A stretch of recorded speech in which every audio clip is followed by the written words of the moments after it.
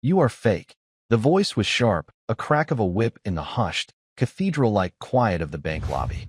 It sliced through the gentle murmur of transactions, the soft whir of the cash-counting machines, and the distant, polite cough of a customer in line. Those medals are a disgrace. The words were aimed at an old man standing patiently before a teller's window. His name was Samuel Finch. He was 89 years old, a man built of quiet angles and softened edges, his frame slightly stooped, as if carrying a weight no one else could see. He wore a tweed jacket, the elbows worn to a soft sheen, and a pair of simple gray trousers. His hair was a wisp of white, combed neatly over a scalp mapped with the stories of 9 decades. But it was his eyes that held you. They were a pale, washed-out blue, the color of a winter sky, and they were as clear and steady as a ship's compass. He had just opened his jacket to retrieve his wallet, and for a fleeting moment, pinned to the worn lining of the tweed, 3 small, tarnished medals were visible. They were not grand or gaudy. They were modest, their ribbons faded, the metal dulled by time and obscurity. To the young security guard, whose name was Brody, they looked cheap. They looked like something a man would buy at a pawn shop to impress people. Brody was the antithesis of Samuel. He was young, maybe 25, and his uniform was so crisp it seemed to crackle when he moved. His chest was puffed out with the pride of his position, his jaw was set in a permanent state of self-importance, and his polished black shoes clicked with aggressive certainty on the gleaming marble floor. He saw the world in black and white, authority and submission, strength and weakness, new and old. Samuel, in his worn jacket and with his quiet patience, fell squarely into the latter categories. "Did you hear me, old-timer?" Brody's voice grew louder, drawing the attention of the few other people in the bank. A young woman with a baby stroller froze mid-step. The teller behind the glass, a kind-faced woman named Sarah, looked up with wide, uncertain eyes. Samuel turned his head slowly, his movements deliberate, economized by age. He looked at the young guard, his pale blue eyes holding no fear, no anger, only a placid curiosity. "I heard you," he said. His voice was soft, a little gravelly, like stones being turned over in a slow-moving stream. "Those are military medals," Brody stated, pointing a rigid finger at Samuel's jacket. "You can't just wear those. It's called stolen valor. It's a crime." He was reciting a line he'd probably learned in a training manual, and he delivered it with the smug satisfaction of someone who believed he was upholding a sacred law. Samuel looked down at his own chest, as if noticing the medals for the first time in years. He gently touched one, a simple bronze star with a small V device. "They were given to me," he said simply, his voice unwavering. "Given to you? By who?" "The costume shop," Brody sneered, stepping closer. He was a good foot taller than the old man, and he used his height, his youth, his uniform, to loom. He was enjoying this. He was the protector of honor, the guardian of the bank, and he was putting on a show. "Real heroes don't look like you, Grandpa. They're strong. They're proud. They don't shuffle around in old clothes looking for a handout." The teller, Sarah, flinched behind her counter. She could see the old man's hands. They were gnarled with arthritis, the knuckles swollen, the skin thin and translucent. But they rested calmly on the cool marble of the counter, perfectly still. There was a profound stillness about him that was more unsettling than any shouted retort could have been. It was the stillness of a mountain, of something that had weathered storms far greater than this young man's blustering. "I'm not looking for a handout," Samuel said, his gaze returning to Brody's face. "I'm here to deposit my pension check." He said it so matter-of-factly, it seemed to infuriate the guard even more. "Your pension?" Brody laughed, a harsh, ugly sound that echoed in the high-ceilinged room. "Let me guess, you tell people you were some kind of secret agent to get a bigger check? People like you make me sick. You dishonor the men who actually fought, the men who actually bled." He jabbed a finger toward the medals again. "Take them off. Now, or I will remove you from this building." The threat hung in the air, thick and unpleasant. The other customers were now openly staring, their faces a mixture of discomfort and morbid curiosity. The bank manager, a man in a tight-fitting suit, peered out of his glass office, a frown creasing his brow, but he seemed hesitant to intervene. Brody was, after all, in charge of security. Samuel's gaze drifted past Brody to the polished marble floor. The way the overhead lights reflected off its surface reminded him of something else. A different kind of reflection. The cold, black sheen of water at night. The cold. It seeped up through the soles of his thin shoes, a phantom chill that had nothing to do with the bank's air conditioning. Brody, mistaking the old man's silence for defiance, grew bolder. "Are you deaf, Pops? I said take them off. You're a fake. A fraud. And you're not welcome here." He reached out and grabbed Samuel's arm, his fingers wrapping around the thin bicep. And that's when it happened. The touch. The pressure of the young man's hand on his arm, firm and commanding. It wasn't the grip that did it. It was the combination. The cold floor beneath his feet, the sharp, authoritative bark of the guard's voice, and the sudden, confining pressure on his arm. The world of the bank, the marble, the hushed whispers, the smell of clean money and floor polish, dissolved. It melted away into a memory so vivid, so potent, it was more real than the present. He was no longer Samuel Finch, an 89-year-old man in a bank.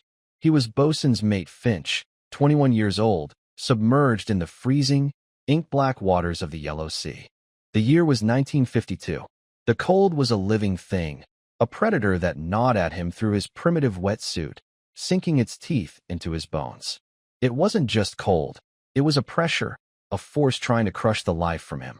Above, the winter sky was starless, hidden by a thick, low-slung fog. There was no moon. There was only darkness, the muffled sound of his own breathing through the rebreather, and the rhythmic, reassuring squeeze on his arm from Lieutenant Commander Hayes, the man swimming beside him. They were part of a secret unit, a small team of underwater demolition experts tasked with missions the official Navy pretended didn't exist. Their target tonight was a railway bridge, a critical supply line for the enemy just inside North Korean territory. They had been dropped by a submarine miles offshore and had swum the rest of the way, towing limpet mines behind them. The current was a brutal, unseen enemy, trying to drag them out to sea. Every kick of his fins was a battle. Every breath was a prayer. The pressure on his arm again. Hayes' signal. "We're close. Maintain silence." Samuel could feel the vibration of the shore through the water, the low thrum of the earth itself. He could smell the iron-rich mud of the riverbank, a scent that cut through the sterile smell of his own recycled air. He remembered the feel of the coarse rope in his hands, slick with seawater and algae, as they tethered their explosive payload. He remembered looking at Hayes' face in the brief, shielded glow of a waterproof flashlight. The lieutenant commander's eyes were wide, alert, but his jaw was set with a calm that seemed impossible in this frozen hell. It was a calmness that flowed from him to the rest of the team. It was the calmness Samuel himself was now exhibiting in the bank. It was the armor of a man who had faced true fear and learned to wear it like a second skin. They reached the bridge pylons. The concrete was rough and slimed with years of river growth. It felt like the skin of a dead leviathan. Samuel's job was placement. His hands, though numb with cold, were steady. He knew the schematics of the mines by heart. He could have armed one blindfolded, and in this darkness, he practically was. He worked with a focused intensity, his mind blocking out the pain, the cold, the gnawing fear that a sentry on the bridge above might hear the faint scrape of metal on concrete. A sound, a dog barking in the distance. Then another. Footsteps, heavy boots crunching on the gravel path just above their heads. The team froze. Samuel felt Hayes' hand on his shoulder, a firm, downward press. "Stay down. Don't move. Don't even breathe." Samuel flattened himself against the pylon, becoming one with the slime and the cold. The water amplified the sound, making the footsteps sound like thunder.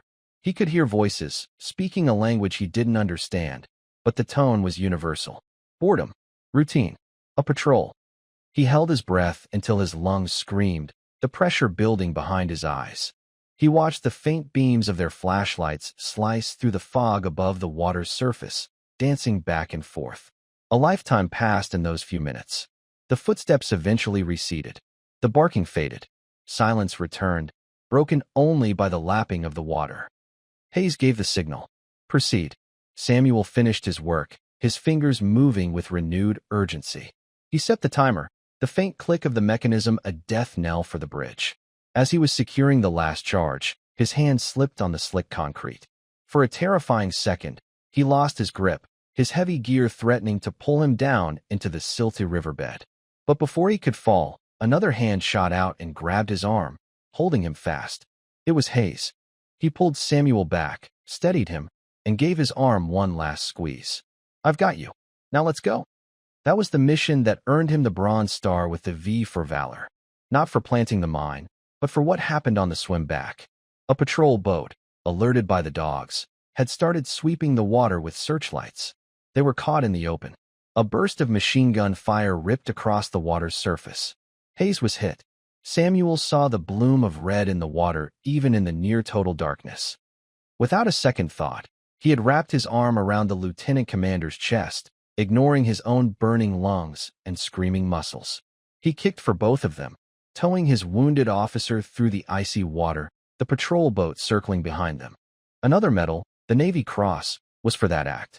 It was awarded in a windowless room years later, with no fanfare, no press, just a firm handshake from a man in a dark suit who told him to never speak of it.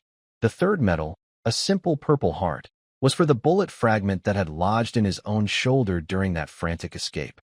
"I'm warning you, old man. Let go of the counter." Brody's voice ripped him from the sea and threw him back onto the cold marble floor of the bank. Samuel blinked, the bright fluorescent lights momentarily blinding him.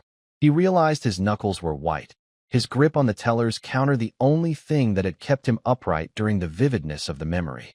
Brody was pulling at his arm now, trying to pry his fingers loose. "That's it. You're trespassing. I'm calling the police." Sarah, the teller, finally found her voice. "Please, sir, stop. You're hurting him. He's just an old man. He's a liar." Brody spat back, his face red with exertion and fury. "And he's disrespecting the uniform."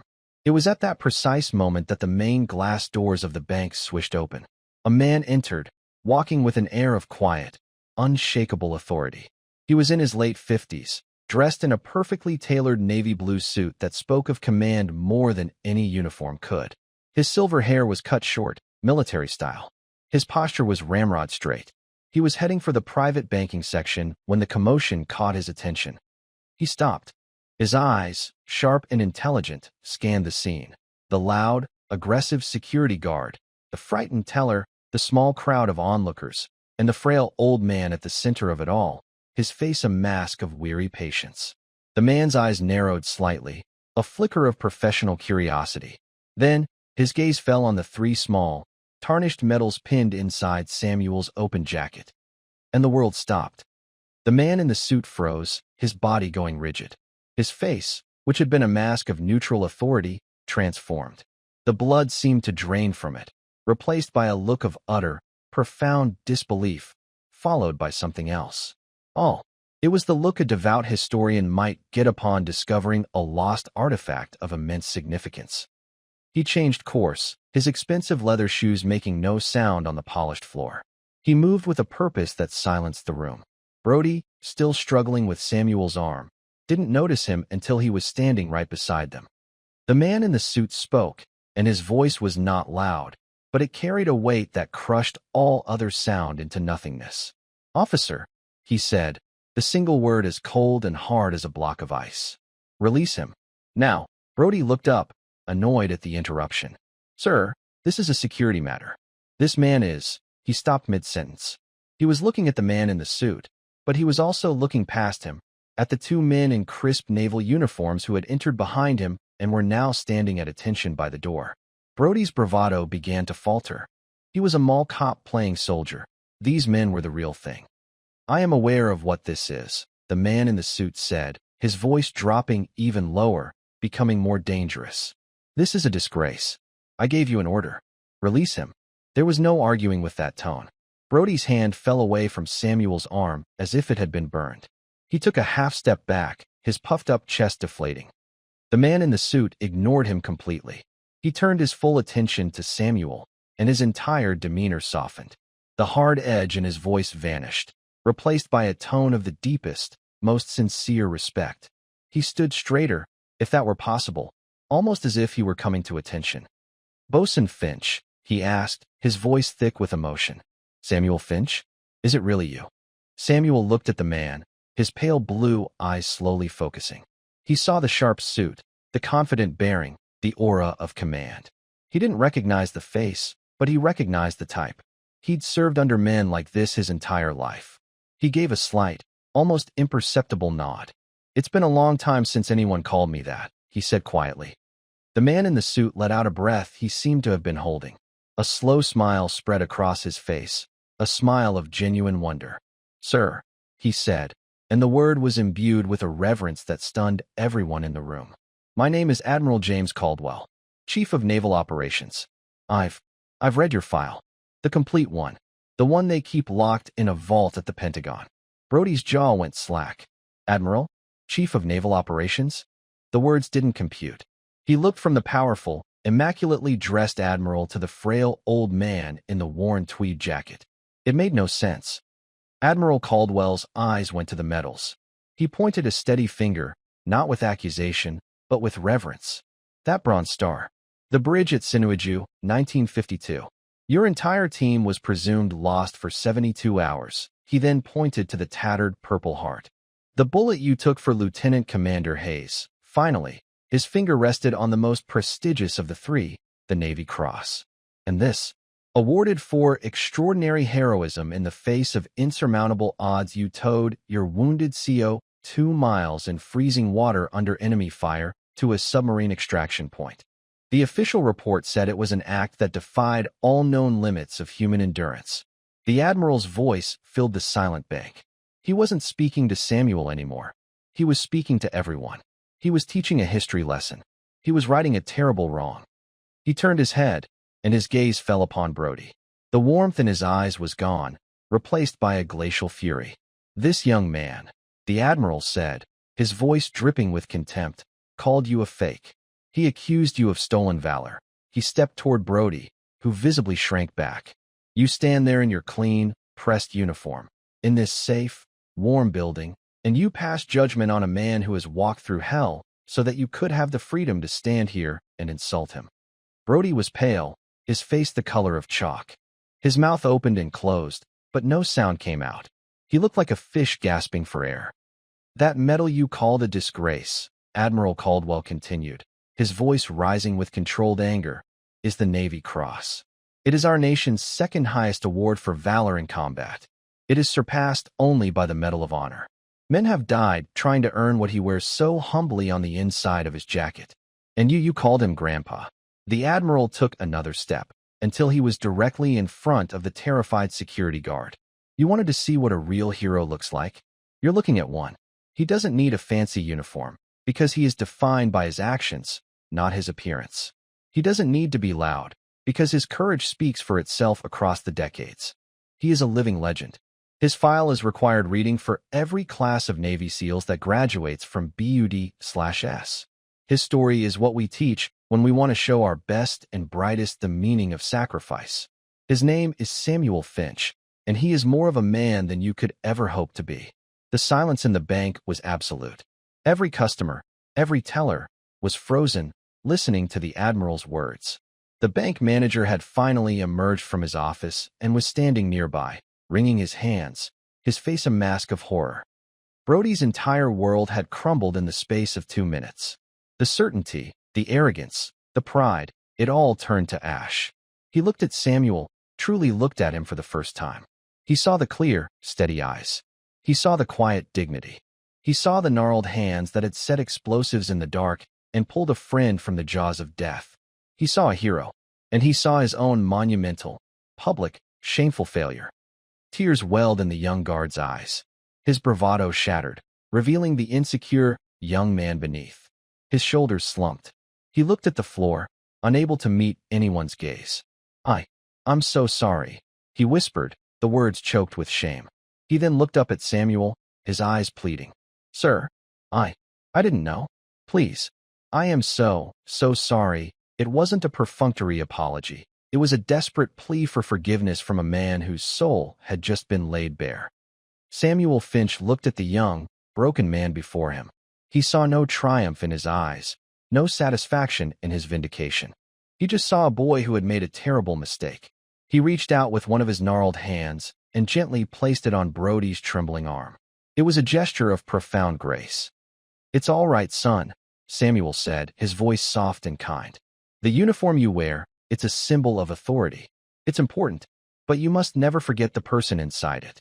And never judge the person inside theirs. He gave Brody's arm a gentle pat. We all have our own wars to fight. Be kinder in yours. Admiral Caldwell watched the exchange, his expression softening. He had delivered the rebuke, but Samuel was delivering the lesson. It was a far more powerful one. He motioned for the bank manager, who scurried over, apologizing profusely to both the Admiral and Samuel. This man will be fired, of course, Admiral, Mr. Finch. Immediately. I am so terribly sorry for this embarrassment, the manager stammered. No, Samuel said, his voice clear and firm. Everyone looked at him. Don't fire the boy. He learned something today. Something no training manual could ever teach him. Let him keep his job. Let him remember this moment every time he puts on that uniform. Brody looked up at Samuel, his face a mess of tears and disbelief. This old man, whom he had humiliated and insulted, was now saving his job. The act of grace was more humbling than the Admiral's speech had been. Admiral Caldwell nodded slowly, a look of deep respect on his face. Mr. Finch is right, he said to the manager. His judgment is sounder than any of ours. He then turned to Samuel. Sir, it would be my honor to personally handle your transaction. Please, allow me to escort you. He offered Samuel his arm, and the old bosun's mate, the quiet hero of the Yellow Sea, took it. As the Admiral walked Samuel toward the private banking suite, the entire lobby, customers and employees alike, broke into spontaneous, heartfelt applause. It wasn't loud and raucous. It was soft, respectful, a wave of gratitude and awe washing over the room.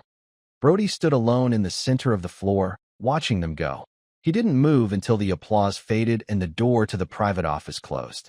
He then slowly, deliberately, unpinned his own shiny security badge from his chest. He looked at it, this cheap piece of metal that had given him so much false pride. Then he looked at his hands, young and strong, and thought of the old man's hands, gnarled and frail, and the incredible things they had done. He stood there for a long time, in the echoing silence of the bank, a changed man. The uniform felt different now, heavier. It was no longer a costume of authority, but a mantle of responsibility he now understood he had to earn. The story of what happened at the bank that day became a quiet legend among its employees.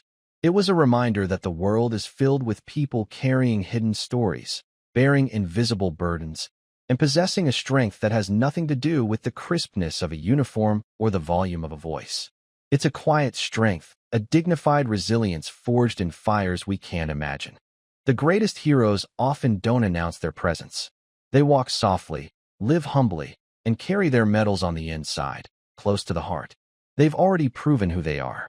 They have nothing left to prove to anyone. Moments like these remind us to look deeper, to listen closer, and to treat everyone, especially our elders, with the respect and dignity they deserve. You never know when you might be standing in the presence of a giant.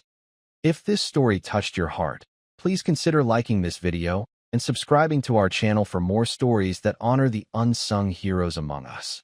Share this with someone who needs to hear it, and remember to always look beyond the surface. You might just find a hero.